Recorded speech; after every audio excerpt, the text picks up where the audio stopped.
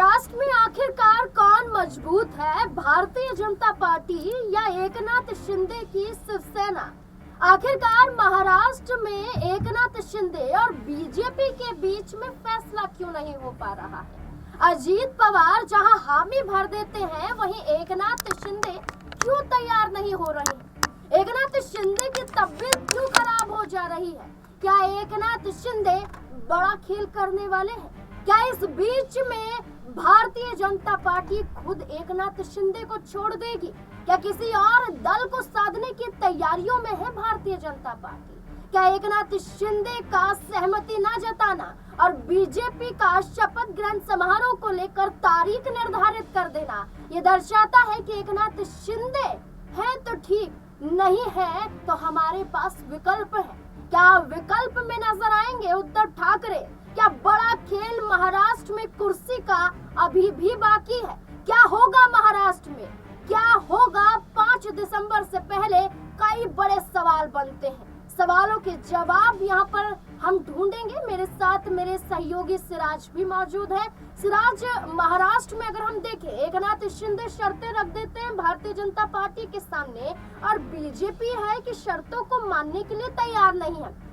पहले तो शर्तों के आधार पर आप बताइए कि क्या ये जरूरी है एकनाथ शिंदे के लिए, और जरूरी है तो बीजेपी झुक क्यों नहीं रही है? देखिए, कहा जाता है कि ताली एक हाथ से नहीं बजती है, तो एक हाथ आप बढ़ाइए, एक कदम आप बढ़ाइए, एक कदम एकनाथ शिंदे बढ़ाएंगे, लेकिन सहमति दोनों की तरफ से क्यों नहीं बन पा रही है? हाँ जी बिल्कुल नाज़मीन, जाहिर सी बात है महाराष्ट्र की राजनीति को लेकर इस वक्त कई सवाल उठ रहे हैं, खास तौर पर जिस तरीके से एकनाथ शिंदे अपने पैतृक गांव सतारा पहुंचे हैं। जाहिर सी बात है कि इसको लेकर तमाम जो उनके नेता हैं इस बात का दावा कर रहे हैं कि अगले 24 घंटे में एकनाथ शिंदे कोई बड़ा फैसला ले सकते हैं। अब वो एक जो बड़ा फैसला होगा वो क्या होगा, ये सबसे बड़ा सवाल है। क्या एकनाथ शिंदे महायुति से अलग हो जाएंगे? क्या एकनाथ शिंदे सरकार को समर्थन नहीं देंगे? क्या एकनाथ शिंदे बीजेपी से बगावत करेंगे? तमाम जो सवाल है इस वक्त बने हुए हैं एकनाथ शिंदे को लेकर। इसी बीच जिस तरीके से जो महायुति है, जो बीजेपी है, उसने सीधे तौर पर कह दिया है कि 5 दिसंबर की वो तारीख होगी, वो ऐतिहासिक दिन होगा जब महाराष्ट्र में नए सीएम चेहरे का जो शपथ ग्रहण समारोह है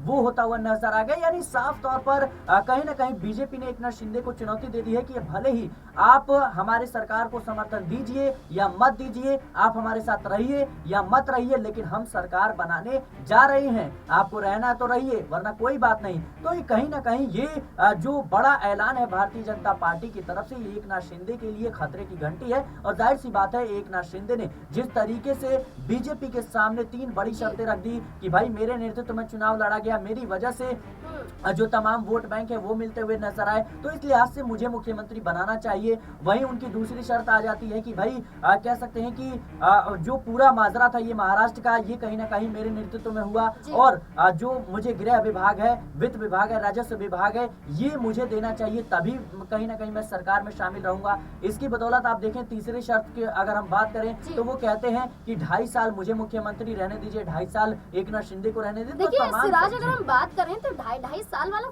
फॉर्मूला अभी कहीं ना कहीं तो अच्छी बात है कि नाराजगी किसी की भी नहीं होगी। देवेंद्र फडणवीस भी मुख्यमंत्री बन जाएंगे, उनका भी सपना पूरा हो जाएगा। अभी तक उप मुख्यमंत्री बनते हुए नजर आए हैं।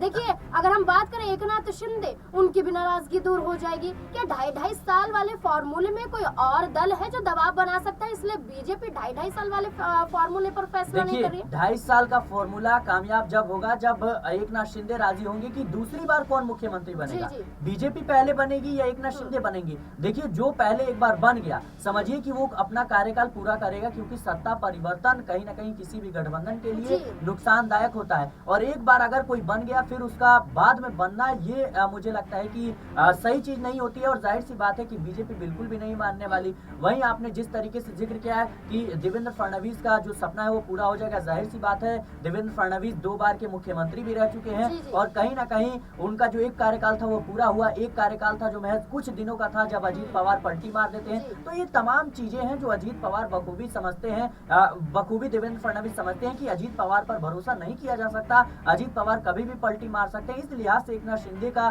साथ होना कहीं ना कहीं काफी जरूरी हो जाता है। और देखिए कि जिस तरीके से उद्धव ठाकरे की शिवसेना के तरफ से जो बयान दिया गया कि कहीं ना कहीं जो सीएम चेहरा है वो बीजेपी का होना चाहिए, जो मुख्यमंत्री है वो बीजेपी का होना चाहिए, तो इससे साफ जाहिर है कि कहीं ना कहीं उद्धव ठाकरे के मन में इस बात को लेकर सवाल जरूर उठ रहे होंगे कि अगर बीजेपी एकनाथ शिंदे को मुख्यमंत्री नहीं बनाती है और उसे समर्थन की जरूरत पड़ती है तो मैं समर्थन देने को तैयार हूं, लेकिन शर्त यह है कि आप एकनाथ शिंदे को बाहर का रास्ता दिखा दीजिए। तो कहीं ना कहीं देखिए अभी तमाम जो दांवपेच है वो महाराष्ट्र की राजनीति में देखिए अगर हम बात करें सिराज की, अजीत पवार ने सहमति जता दी कि चलिए बीजेपी का सीएम होगा, लेकिन कहीं ना कहीं अंदर खाने में अजीत पवार को भी डर होगा कि एकनाथ शिंदे कहीं सीएम बन गए तो अजीत पवार की मुश्किलें बढ़ सकती हैं। इसलिए 2.5 साल वाले फॉर्मूले में अजीत पवार की नाराजगी भी बढ़ सकती है। एकनाथ शिंदे के सीएम बनने पर अजीत पवार बीजेपी पर दबाव बना सकते हैं, इसलिए यहाँ भी पेच फंसता हुआ दिखाई दे रहा है। बिल्कुल बिल्कुल नाज़मीन, आपने बहुत ही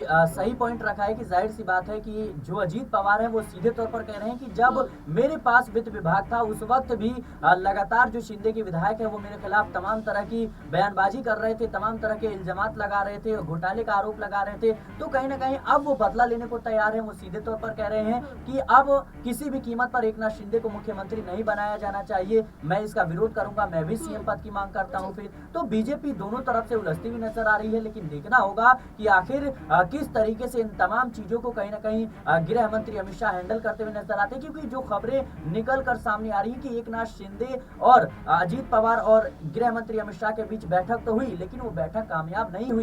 यानी गृह मंत्री अमित शाह की तमाम शर्तों को एकनाथ शिंदे खारिज कर चुके हैं। तो यहीं पे बीजेपी अब फंसती हुई नजर आ रही है। अब देखना होगा क्या कुछ होता है। देखिए एक आखिरी सवाल लेना चाहूंगी कि एकनाथ शिंदे चलिए बीजेपी की जो मांगे हैं उन्हें नहीं मानते हैं और बीजेपी एकनाथ शिंदे की शर्तों को पूरा नहीं करती है, गठबंधन टूटता है, उद्धव ठाकरे जो मात्र 20 सीटों पर उनकी पार्टी चुनाव जीती है, क्या वो तैयार हो जाएगी बीजेपी के साथ आने के लिए? और क्या एक बड़े ऑफर के साथ उद्धव ठाकरे को यहाँ पर लाया जा सकता है? बीजेपी के जरिए ऑप्शन है? जी बिल्कुल, मैं वही कह रहा हूँ कि आपको देखिए महाराष्ट्र की राजनीति में इस वक्त कई तरह की कयासबाजी चल रही है और जाहिर सी बात है कि एक कयास यह भी लगाए जा रहे हैं कि क्या उद्धव ठाकरे कहीं ना कहीं बीजेपी को समर्थन देंगे। आखिर क्यों बयानबाजी चल रही है कि भाई बीजेपी का मुख्यमंत्री हो जाना चाहिए, क्योंकि देखा जाए तो महाविकास आघाड़ी का हिस्सा है जो शिवसेना यूबीटी है, लेकिन इसके बावजूद जिस तरीके से बयानबाजी हो रही है इससे संकेत मिल रहे हैं कि क्या उद्धव ठाकरे बीजेपी को समर्थन देने की सोच रहे हैं। क्योंकि देखा जाए तो इससे पहले भी जो शिवसेना का कह सकते हैं कि कार्यकाल रहा है जो शिवसेना का, वो भारतीय जनता पार्टी के साथ ही रहा है और आज जब उनकी पार्टी टूट जाती है तब वो महाविकास आघाड़ी के साथ मिलते हैं। तो मुझे लगता है कि संभावनाएं बिल्कुल बन रही हैं। अब देखना होगा कि क्या कुछ खेल होता हुआ नजर आएगा। देखिए बिल्कुल एकनाथ शिंदे की तबीयत खराब हो जाती है बीते दिनों और एकनाथ शिंदे की तबीयत को लेकर डॉक्टर भी पहुंच जाते हैं उनके घर पर।